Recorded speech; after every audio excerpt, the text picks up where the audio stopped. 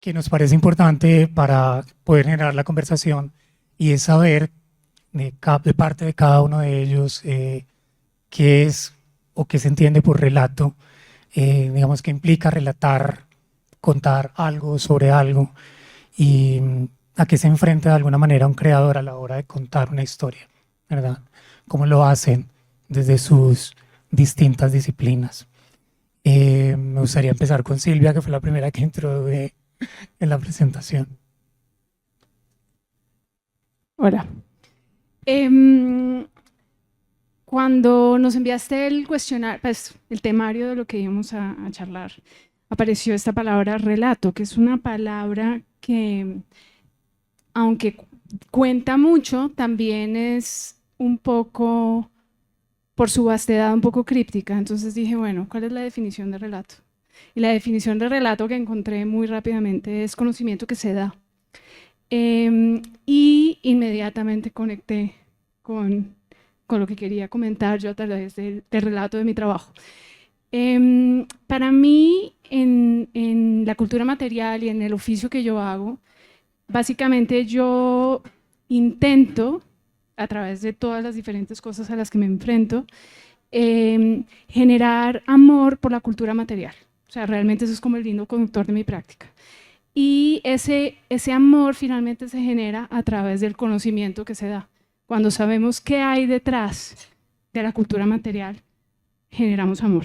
Entonces, desde ahí hablo yo del relato, A través del conocimiento que se da. a Esa través del es tu conocimiento que se da. forma de concebirlo. Pilar.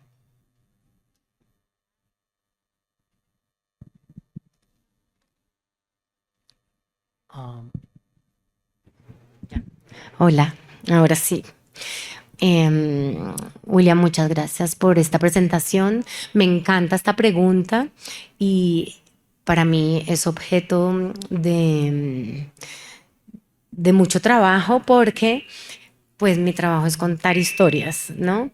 En mis talleres dedicamos por lo menos una sesión de 2 horas, si no más, a hablar sobre el relato, ¿no? Y siempre partimos a definir el relato a partir de la diferencia con el concepto de historia, ¿no? Que es la historia y la historia es más o menos objetiva. La historia es lo que pasa o lo que pasó, ¿no? Y se ordena cronológicamente y está ahí independientemente de cómo la vemos.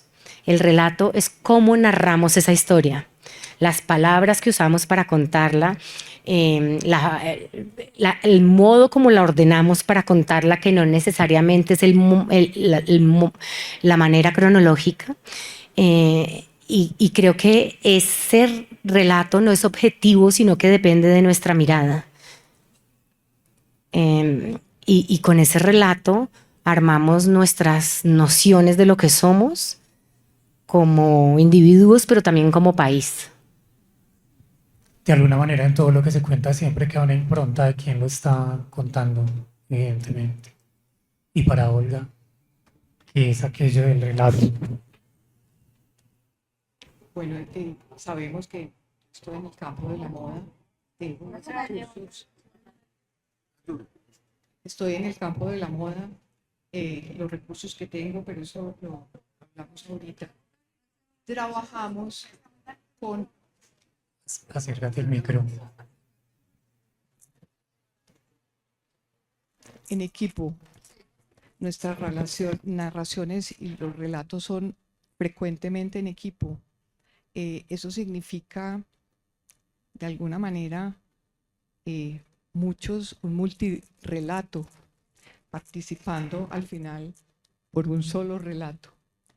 Nos ponen unas situaciones muy interesantes porque el relato es muy particular del que está participando y respecto a su oficio. Entonces, yo podría decir que es un multirrelato con muchas sensibilidades, lo que muchas veces vemos al final, y una gran aventura, pensaría, porque son diferentes miradas. Eso a mí particularmente me gusta, me parece que nutre y así veo toda la vida, así veo, pues, el hecho de estar en esa situación compleja me parece interesante y nos da unos resultados maravillosos. Entonces, sabemos que vamos a contar en principio, pero con la participación de las diferentes miradas, nos soltamos a ver dónde llegamos, sin perder muchas veces cuál es la intención, ¿no es cierto? Pero sí hay ejes y diferencias en el camino que nos nutren y nos sacan del centro con el que comenzamos. Eso es básicamente pues como la manera como Podríamos yo decir que abordo. los relatos de Olga Si son a estoy múltiples participando voces. sola en algo es distinto, pero generalmente esta multidisciplinariedad es esa gran aventura de perder muchas situaciones personales donde uno creía estar ahí y se suelta para encontrarse con otros, nutriendo el multirrelato. Me parece maravillosa la manera en que lo describes, precisamente porque pareciera que relatar también es una construcción completamente colectiva, pero si uno lo mira también puede ser una construcción de alguna manera más personal, como pareciera deducirse desde la literatura. Me encantó aquella idea de que relatar también es como entregar un conocimiento, porque creo que se expande de alguna manera. O sea, yo te puedo dar a conocer mi país, mi historia, mi vida, muchas de las cosas que se conjugan ahí, y desde el arte, cómo ha funcionado esa manera de relatar.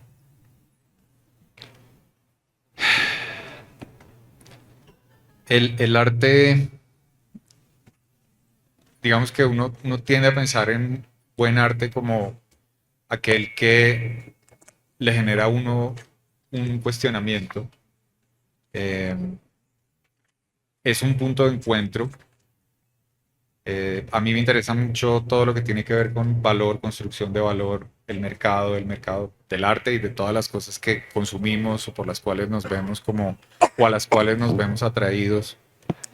Estaba pensando ahora, escuchándolas a todas mis copanelistas de lo que estaban diciendo, y hace poco estuve leyendo el mito fundacional de una cultura de la Orinoquía en Venezuela que estudió un profesor, un buen amigo, David Goss, que era el director del Departamento de Antropología en la Universidad de Tufts. Y el mito fundacional de esta tribu fue narrado generación tras generación tras generación. Pero lo más lindo de todo esto era que ninguna de las personas de la tribu conocía la totalidad de la narración. Entonces se reunían todos en la maloca y entonces uno empezaba la narración, continuaba otra persona, continuaba otra persona, continuaba otra persona. Y el trabajo que hizo él con su profesor de campo fue recolectar durante más de 10 años todos estos fragmentos para construir el mito completo, y de ahí en adelante se siguió como puliendo, pero es increíble porque el arte hace eso. Cuando hay una feria de arte, cuando hay una conversación en un museo, en una galería, en la casa de alguien, es un lugar al cual nos vemos como que gravitamos, y la magia o la belleza que se encuentra ahí es la posibilidad de conectarnos precisamente en torno a eso. No a lo que dice, sino a lo que cada uno de nosotros ve en ese momento, y en eso, y si estoy interactuando con alguien más, pues también se construye como una nueva posibilidad de lo que eso genera como relato por el lenguaje. Sí, pareciera que se da como una construcción de capa tras capa tras capa, hasta lograr, digamos, una globalidad de Claro, la y que el arte historia. también tiene eso, ¿no? Tiene la posibilidad de leer diferentes niveles, lo que como decimos en inglés, layers, ¿no? Sí. De lo que se ve en la superficie, pero luego empieza a ver como mayor y mayor profundidad, y es infinito y se transforma en la medida en que el espectador también se transforma. Maravilloso.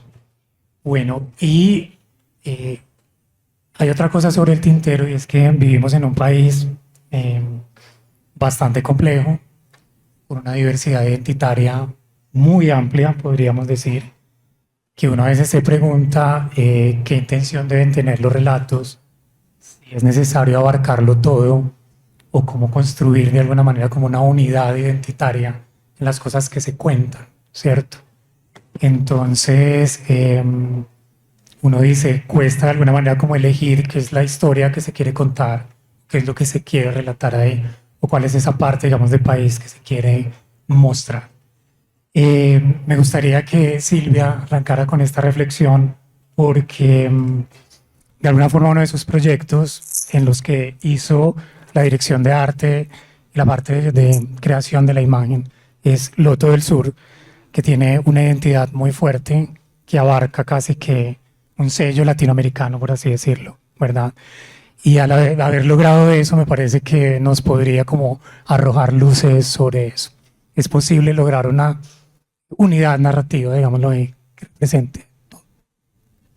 Sí, el ejercicio del Loto del Sur fue un ejercicio súper interesante porque cuando me llamó mi gran amiga y fundadora de Loto del Sur, Johanna Sanint, a integrar el proyecto, la marca se llamaba Loto y era una especie de mezcla de una cantidad de productos de belleza que funcionaban bien, pero que realmente no tenían una unidad de contenido muy diferenciador. Y en ese momento en el mercado estaba llegando Kiehl's, estaba llegando L'Occitane, estaban llegando realmente marcas que ya venían con un contenido muy estructurado. Y era el momento para Loto de realmente construir un relato.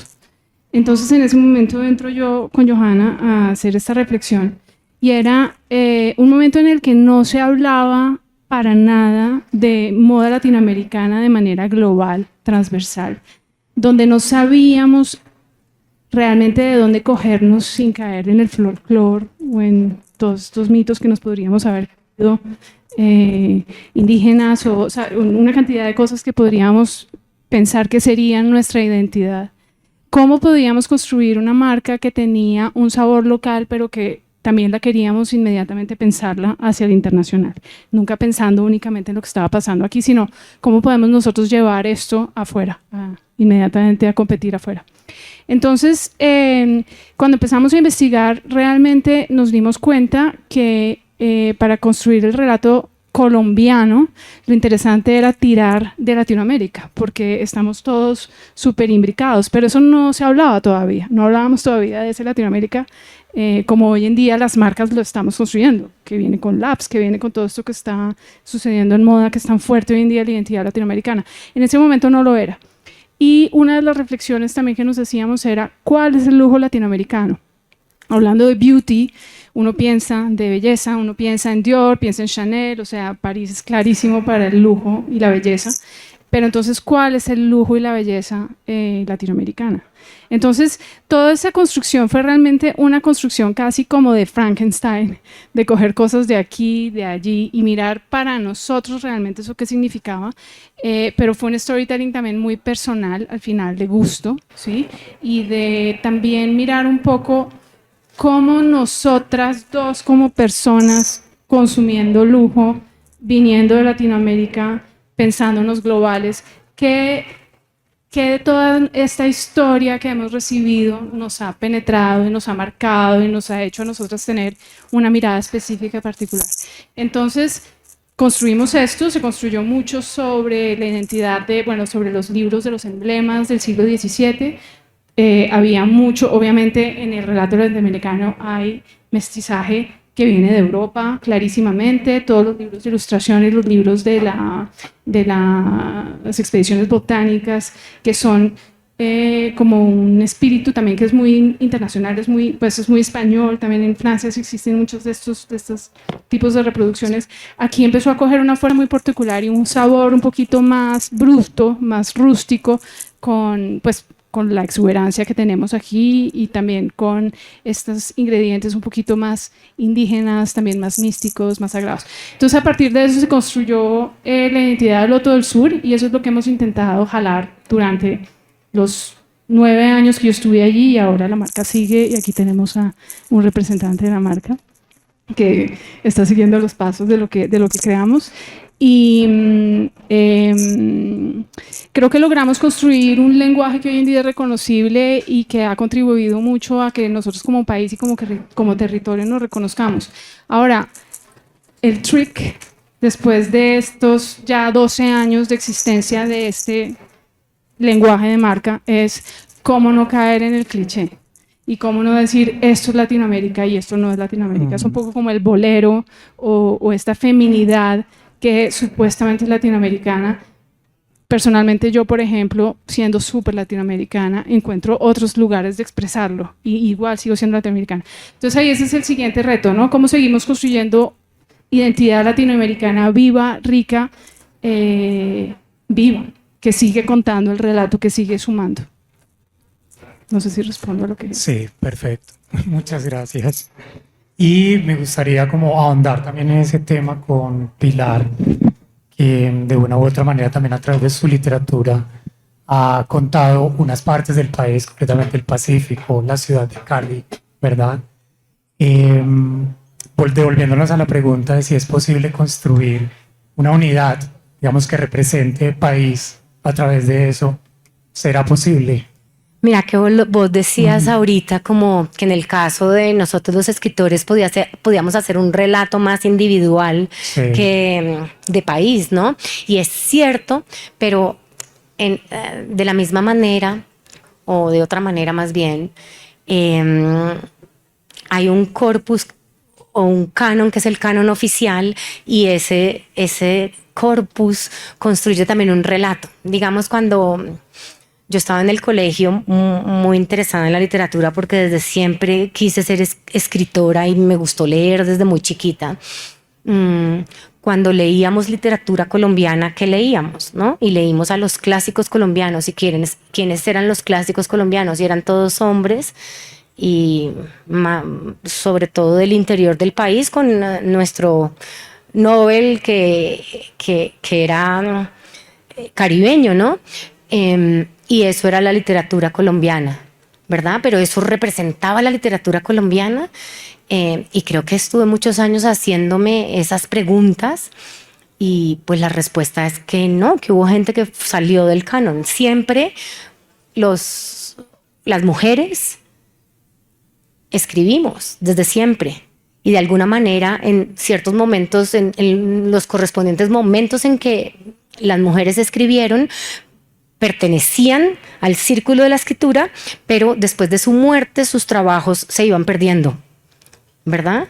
Y entonces el corpus que se construía era un corpus que parecía en el que la voz autorizada era una voz de un señor de entornos por lo general más privilegiados del centro del país.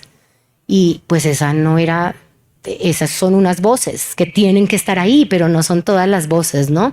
Y creo que ahí surgió como el proyecto en el que trabajo como editora, que se llama la Biblioteca de Escritoras Colombianas, donde vimos la necesidad de que las obras que habían sido excluidas tuvieran cabida hoy para que pudieran ser leídas, ¿no? Para un poco decirle a los profesores de colegio y en las universidades y a la gente del común, la literatura que usted ha leído siempre porque es la oficial, no es la única. Existen también otras voces. Y yo creo que ahí se va armando un relato de un país que se corresponde más con el relato nuestro, con el país nuestro, ¿no? Que es un país diverso. De esa misma diversidad que mencionábamos ahorita. Fíjense qué tan interesante la conexión, porque lo que estamos viendo es que pareciera que siempre hay que buscar una vía o una alternativa frente a lo dominante, perdón, para poder encontrar, como digamos, esa otra voz o ese otro fragmento del país que queremos contar, ¿cierto? Tú lo decías, por ejemplo, como, bueno, es más allá del bolero, de la palma, y aquí tratar como de dar el twist, digamos, hacia otras formas de literatura hechas por otras personas, que no era precisamente la cuestión caribeña. Sí, y mira que Entonces, yo como editora puedo hacer eso, pero como autora no puedo contar todo el país. Yo puedo contar el país que me tocó a mí, ¿no? O el país que miro, que uno puede poner la mirada cerca o más lejos, ¿verdad? Pero también pues tenés que tener cuidado cuando pones la mirada más lejos en cómo vas a armar un relato de algo que no te pertenece. claro, pero toca ser de alguna manera cuidadoso también, porque armar el relato a lo que no te pertenece implica hablar por otros. Y ahí hay que tener cuidado básicamente para poder abordarlo. Y volviendo como a la pregunta, Olga, de si es posible construir una unidad narrativa que lo englobe o que pues, represente, digamos, proyecte un imaginario de país desde el diseño y desde tu trayectoria. ¿Cómo se ha logrado eso? Me gustaría contar lo que vimos anoche, particularmente en el espacio Olga Piedrahíta en el Teatro Estudio, faldas para bailar cumbia, a petición de la licorera de Cali, del Valle del Cauca. Nos llamaron como diseñadoras a participar en un colectivo interesante porque estaba la maestra tradicional de cumbia de Colombia, Mónica Lindo, Atlántico, Costa Caribe, participando también la coreógrafa Andrea Bonilla de Sarcofa. Estamos en el otro lado de la costa, Pacífica, Olga Piedrahíta y Daniela Laforí, convocadas por la licorera para celebrar el Día Internacional de la Danza. Muy interesante. La idea era repensar la falda de cumbia. Una falda de cumbia que yo nunca me había puesto. Comenzamos con la maestra bogotana tradicional que ha hecho y ha participado elaborando faldas de cumbia. Elegimos unos algodones colombianos de mosquitero y sábana, el género de sábana, 100% algodón. Cuando me puse la falda de cumbia, yo decía, bueno, no soy bailarina de cumbia, pero una cumbia que tiene una falda de cumbia que tiene 7 metros con 50, 9 metros, ¿qué voy a hacer yo con esto? Porque hay una necesidad de movimiento del cuerpo, y es que si mi extensión del brazo viene hasta acá, hay que marcar hasta acá la extensión, y no que el movimiento se vuelva lo que Olga dijo con lo que se van a poner, ¿sí? Hasta donde llegue. Nos vimos en una situación de tradición interesantísima, de exigencia con el movimiento, el peso de la falda, presupuesto también, todo lo que está en el proyecto, y en una sinergia de la defensora, y lo entiendo y me gusta, de la tradición maestra, Andrea Bonilla también con su Pacífico, y nosotras participando acá. Bueno, elaboramos unas faldas después de pensar en el círculo, cómo ir ampliando en círculo y anclarnos, respetar esa tradición de ese eje circular para elaborar la falda, que permite el movimiento que el baile de cortejo quiere expresar. Y mandamos una falda, enviamos allá al equipo antes de ser aprobada la falda, y la falda no gustó. Esto no nos gusta, no entendemos esto. La falda es de, hoy en día, ya aprobada, de papel textil. La volvimos una falda deportiva, con tancas acá, multicinturas, multitallas, que también lo tiene a su manera la tradicional, resuelto con una cintica. Sabemos que aquí estamos hablando, cuando hablamos de cumbia, estamos hablando de España, estamos hablando afro y de los indígenas, de ahí viene toda esa tradición de la danza cortejo. La falda no gustó, pero pasó algo interesante, porque yo me puse la falda para bailar varias veces, sin saber bailar cumbia, pero tratando de hacer lo que Mónica Lindo había hecho, que se mueve como el río y cómo va, y lo que es la cumbia. Y la falda no pesaba casi nada, y mientras más arrugada, más bella. Entonces me hizo reflexionar, una aventura atrevida, llevar la falda al universo deportivo. Eso quiere decir con tancas, resortes, un bolsillo donde toda la falda puede envolverse en el bolsillo, y con unas bolsitas también. Alguien en la mesa de inspiración, cuando fuimos, nos dijo, en Cali la bailada es algo cultural. El viernes, el jueves, el sábado bailar es el plan. Pero queremos una falda que después de que salió la señora de vender lo que vende, la niña que trabaja no sé dónde, pueda llevarla sin que pese mucho, porque lleva computador, porque lleva morral, porque lleva, ¿sí? Entonces ahí hice yo el link de conseguir un papel textil, mientras más arrugado, más bello. No la tiene que planchar, se lava facilísimo y ahí está la falda para bailar. ¿Qué pasó cuando se la midieron? Que dijeron, esto no es, Olga, esto no es. Yo ya tenía la del liencillo con los materiales tradicionales y me gusta también, guardé una para mí. Pero se las pusieron las bailarinas. También habían dicho, no, eso no queremos eso, no. Y al bailar pasó algo, esto nos gusta, esto, el peso, el movimiento, y era esa la idea también, a menos peso, también el papel se mueve de una manera sinuosa, hermosa, se va venciendo un poco con el tiempo, muy hermoso. Entonces, bueno, pero ¿de dónde vino eso? De andar la calle. Yo camino mucho la calle. Esa Colombia caótica, hablemos de Bogotá, el sector donde yo me muevo, para arriba, para abajo, pero, sí. Y todo lo que voy viendo me conecta muchas veces. Me quedo pensando y del caos también. He visto unas cosas en esa Bogotá urbana. Y ahí hice el link con el material, porque es un material, está en la calle. Entonces, de ahí cogí ese material inspirador.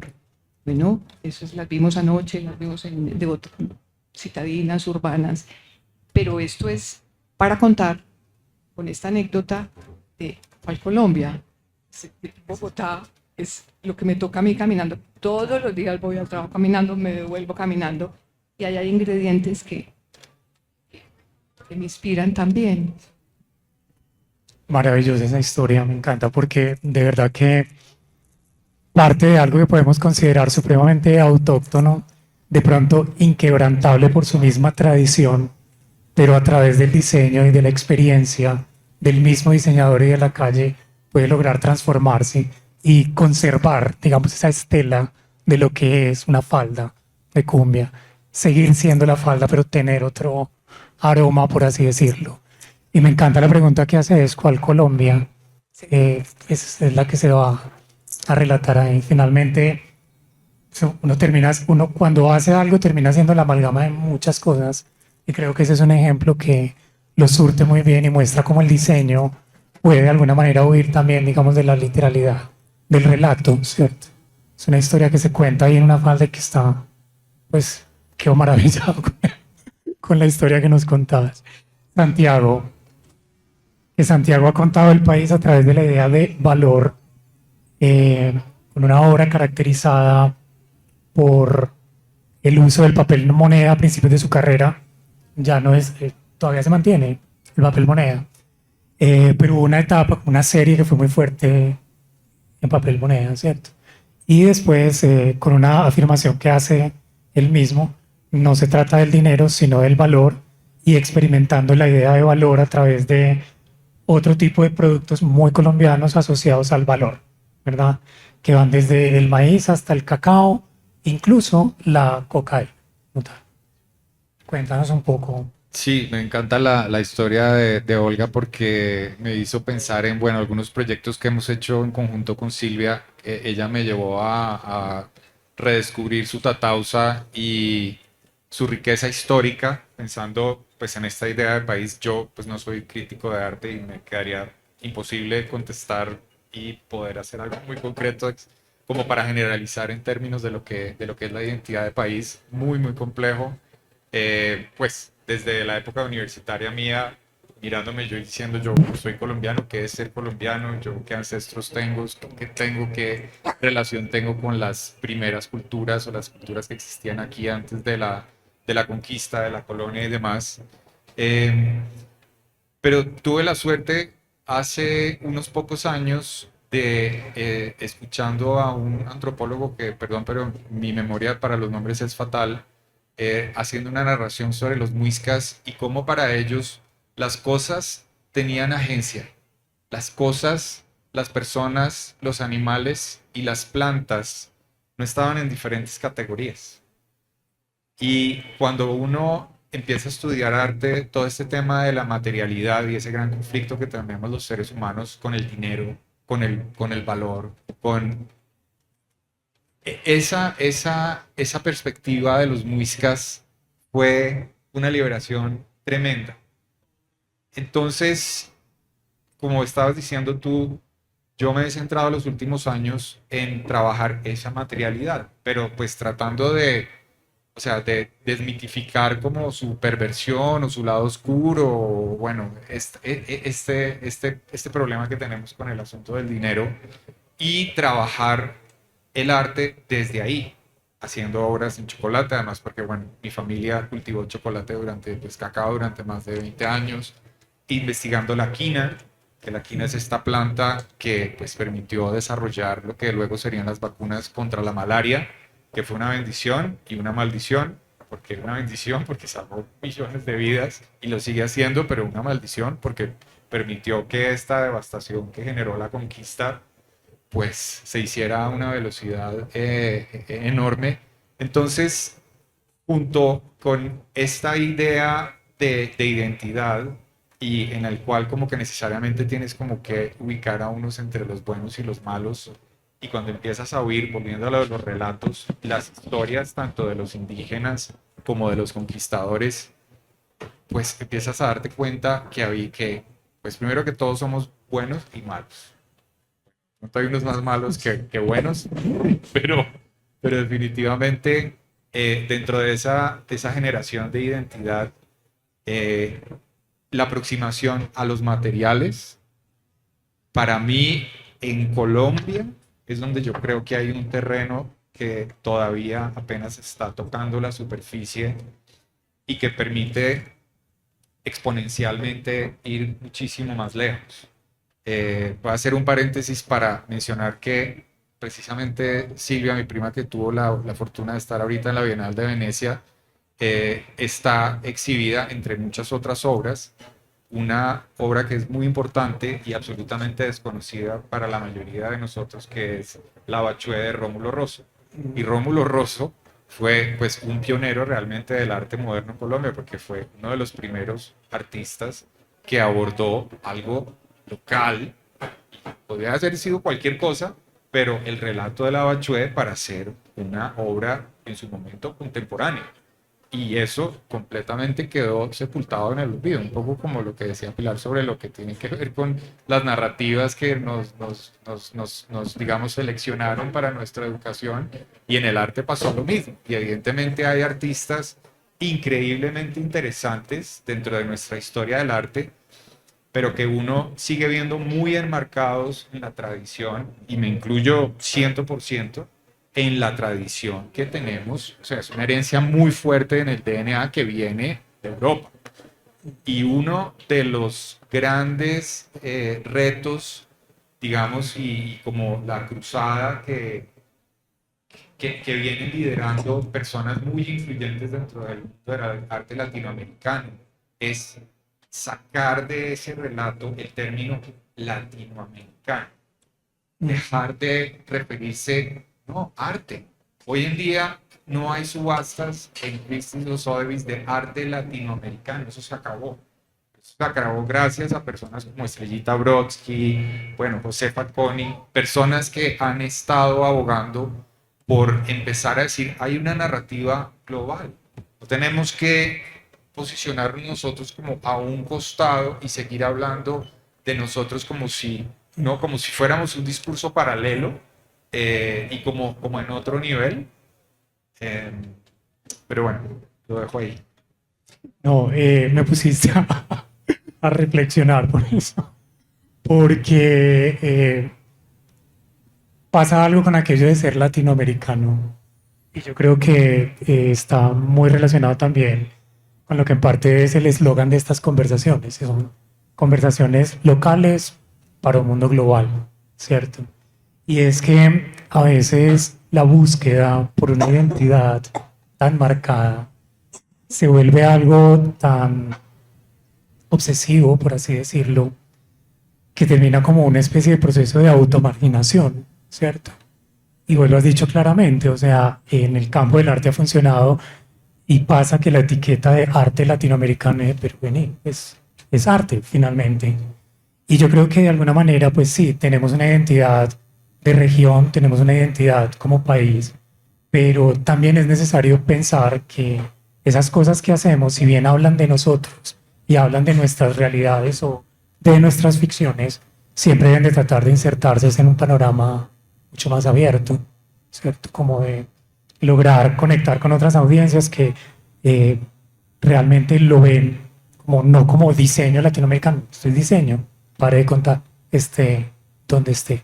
Entonces creo que también es una idea importante la que queda allí, porque se trata de narrar, pero pensando siempre pues hacia afuera, hacia dónde vamos, hacia dónde estamos mirando.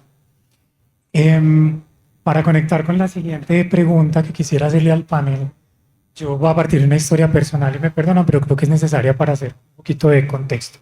Yo estudié artes plásticas en la Universidad Nacional y siempre me inquietaba con una cuestión que era casi una petición académica, no siempre muy explícita, y era de que toda forma de arte debía ser una especie de denuncia, ¿cierto? Y yo siempre decía, no, que denuncien los periodistas, que pues yo me encargo como de otras cosas, ¿cierto? Sin embargo, pues es claro que el arte, pues cualquiera que sea el medio en el que se exprese, medio plástico, pues siempre conecta con una realidad circundante, ¿cierto? Entonces, eso le deja a uno como ciertas cuestiones que sirven también incluso para abordar el diseño, que quizás están implícitas dentro de la misma literatura y dentro del arte. Y es si esas historias que nosotros contamos, esas narraciones que hacemos, tienen que ser necesariamente un registro de la realidad, o si contamos historias que nos permitan salir a un mundo que estamos imaginando, o si definitivamente esas historias que contamos son una forma en la que proyectamos la manera en la que queremos ser vistos, ¿cierto? Son casi que 3 preguntas en una. Me gustaría como conocer un poco la reflexión de ustedes acerca de eso, para concretar. Si las historias que contamos son un registro de la realidad, una salida al mundo que imaginamos o una forma en la que queremos proyectarnos. Quisiera empezar por Olga desde el diseño. Bueno, para mí la imaginación es una facultad de la mente, ¿sí? Entonces, adelantar con la mente si vas a, si, pues, va a escribir algo, en fin, o si tú vas a, en fin. Yo sí tengo muy presente, adelanto historias con mi imaginación. Las dejo como en algún lugar que me interese. Muchas veces son hasta preguntas. Tengo. Yo no podría decir que yo esté tan interesada en relatar siempre la realidad, entre otras cosas, porque lo que yo hago se materializa en tela o en papel, como lo hago, es para llevarlo puesto. Entonces, necesito también tener un anclaje a unas necesidades muy claras de utilitarias, en términos utilitarios. Ahora bien, lo que cuento mostrando esa prenda o esas prendas, ahí sí llamo a la señora imaginación y venga, empecemos a ver cómo vamos a lograr esto. Además de lo que comenté ahorita, zonas interesantes integrando el equipo. Yo ya tengo adelantado un libreto, pero no siempre es mi libreto hasta el final. Empezamos a nutrirlo. Para mí es un asunto de las dos cosas. Muy pocas veces documento algo.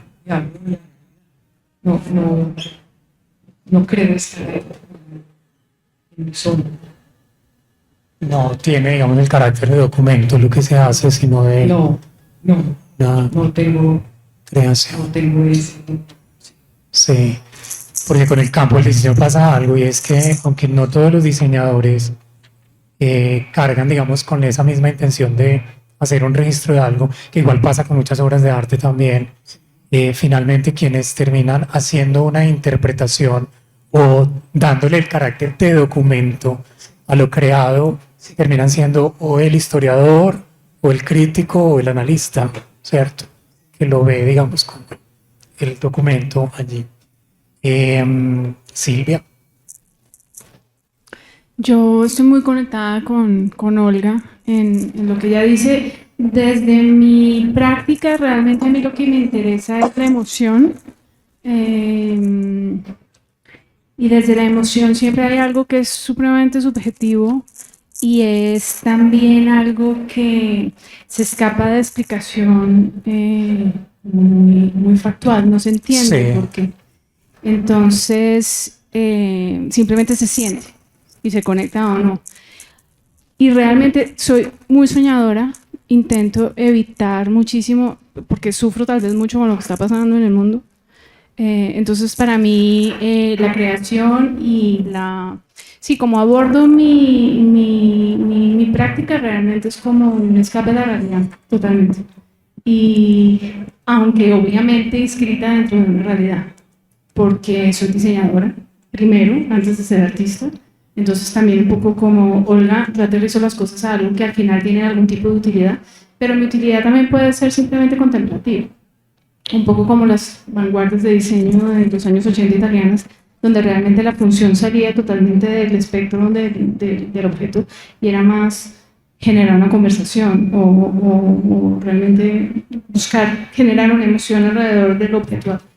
Entonces, sí, a mí me interesa mucho más eso, pero no quiere decir que lo otro no tenga todo el valor, pero yo necesito crear desde la emoción.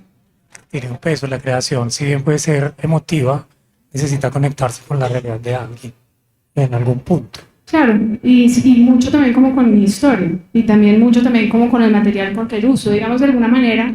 Yo trabajo mucho con fibras que vienen específicamente cultivadas en cierto lugar de alguna manera muy específica y ya dentro de la fibra, pero esto casi que eso es un metarrelato, algo metafísico.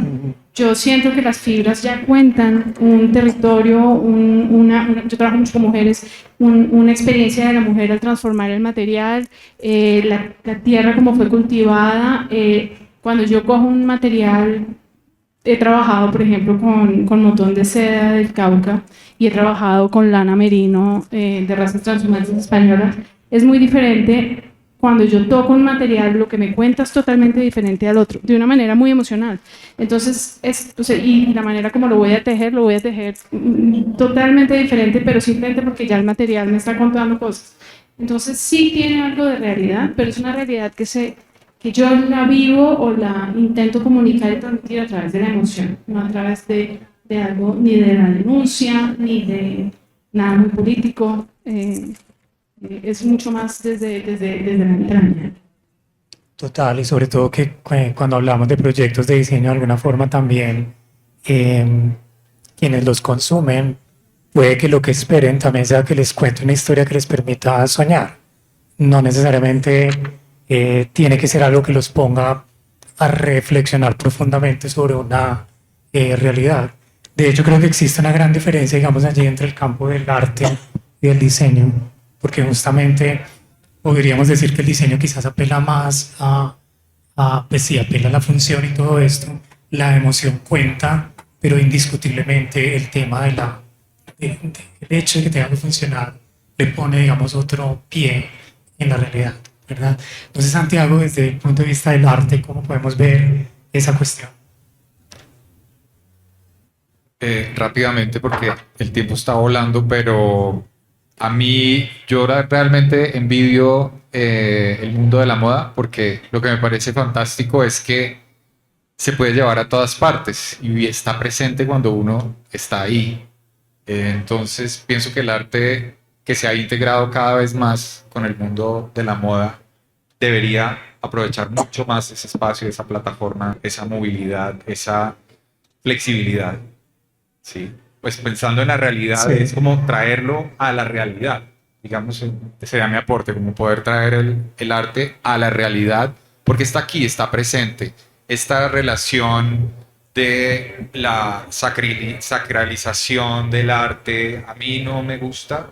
Entiendo que obviamente hay cosas que tienen que estar en un lugar, resguardadas y demás, pero como todo este proceso de peregrinación hacia el objeto me choca y me choca el ídolo y el ícono y la superfigura y el pop idol, ¿no? Esas cosas para mí realmente creo que son destructivas, porque a la final lo que realmente tiene valor es la obra en sí, la interacción con la obra. Entonces, esta posibilidad que da el mundo de la moda, pienso que en los años que vienen se va a exponenciar de una manera infinita. Sí, la moda tiene esa particularidad que se conecta con mucha gente, pero a veces en sus relatos tiende a ser un poco evidente. Sería lindo poder establecer un vínculo entre arte y moda, donde los relatos tengan ese poder, digamos, de no ser tan directos y poner a la gente a pensar un poquito. Y queremos cerrar con Pilar con esta pregunta. Bueno, a mí la realidad me interesa y es como mi material base de creación, pero no con el intento de reproducirla exactamente, sino más bien de tergiversarla, ¿no? De crear a partir de ella. Y creo que en ese sentido funciona como el libro, como una proyección de la imaginación, está ahí puesta, pero al mismo tiempo también es un registro de una manera de estar, de una manera de ver y de representar el mundo. Y yo creo que en este tipo de creación, que viola todo como lo que nos enseñaron en las escuelas de periodismo, de cómo se debe registrar la realidad, yo pienso que ofrece una lectura más completa y verdadera que la que puede ofrecer un artículo periodístico sobre cierta realidad, ¿no?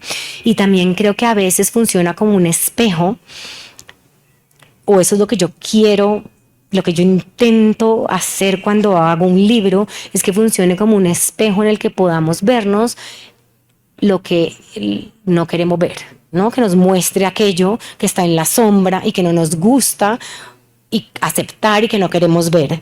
Y en ese sentido sí pienso que pues la escritura no necesariamente deba ser crítica, pero creo que el ejercicio siempre termina siendo un ejercicio de denuncia, porque mira de una manera crítica la realidad.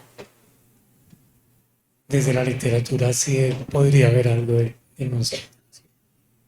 Maravilloso. Bueno, agradecerles muchísimo por estar aquí con nosotros. Quedo muy contento pues con sus respuestas y participación, y tenemos pregunta del equipo Silla Verde.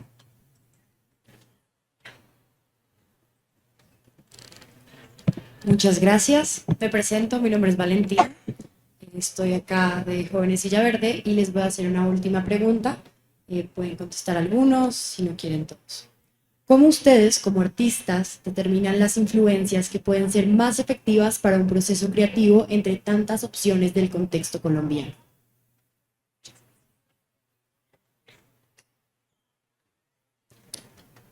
¿Quién se atreve? Yo me atrevo a decir que coincido mucho con Pilar, porque para mí, y entre más pasa el tiempo, la literatura y la palabra es cada vez más fuerte. Uno crece hablando como de estos clichés, las cosas que le enseñan, que una imagen habla más que 1000 palabras, y no, una palabra habla más que 1000 imágenes. Una sola palabra tiene una capacidad de hablar de un sinfín de cosas. Entonces, no sé si eso cae dentro de lo que estás preguntando, pero no sé, sentí como la necesidad y la oportunidad de poder comentar esto. Ay, yo quisiera complementar algo, porque lo que yo enseño en mis talleres de escritura creativa es que nuestro material es las palabras, pero que con esas palabras lo que tenemos que hacer es lograr crear imágenes y ponerle imágenes en la cabeza al lector, ¿no? Entonces creo que ahí hay como un complemento interesante en lo que estás diciendo. Y para hablar de las influencias, no sé, porque es que mira que no funciona como que, ay, yo leo esto y esto me influye, y yo leo esto y esto no.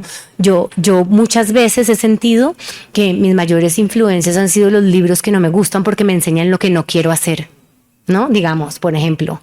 Entonces, en ese sentido, creo que es una pregunta compleja y difícil de responder, porque la influencia es todo lo que has leído, lo que olvidaste, lo que se quedó, lo que te gustó, lo que no, lo que querés hacer, lo que querés no reproducir. Entonces, eso no sé.